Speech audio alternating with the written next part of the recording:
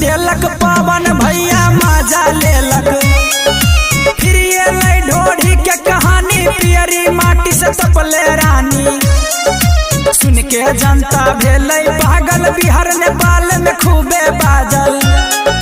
तब भेलै खेसारी के नाम ढोढ़ी पे टूटल सट के बटाम। सुना हो भैया कहै खिस्सा अब सुनू सब ढोढ़ी चालीसा।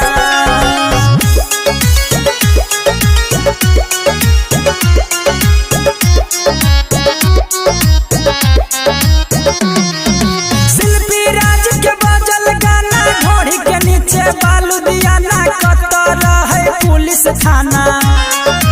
जब अवधेश प्रेमी अलै लोकेशन चालू पर ढोढ़ी देखेले। प्रमोद प्रेमी पीछा से अलै ढोढ़ी में पानी अड़क गेले। तब अमित पटेल देखलकै ढोढ़ी में खूबे सरेंसर सटलकै। यह छियै भोजपुरी के खिस्सा अब सुनू सब ढोढ़ी चालीसा।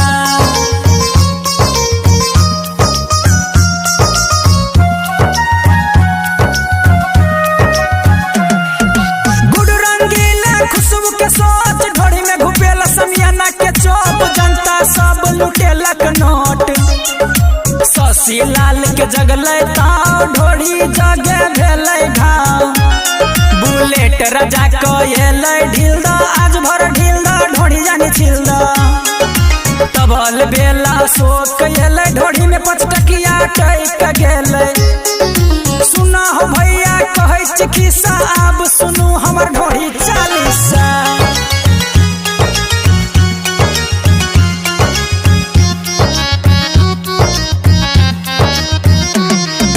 सुना हो मीडिया गीत ध्यान से खून न फेंकै अपना कान से। चंदन चंचल गेलै न जान से। पतिया नदिया पटना बा देवरा ढोढ़ी चटना बा। बनाबो नई न्यूज के बहाना राधे श्याम गवैया गाना। आरजे रोशन साथे यार कहैया बतिया साचे यार। सुना हो भैया कहै खिस्सा अब सुनू हमर ढोढ़ी चालीसा।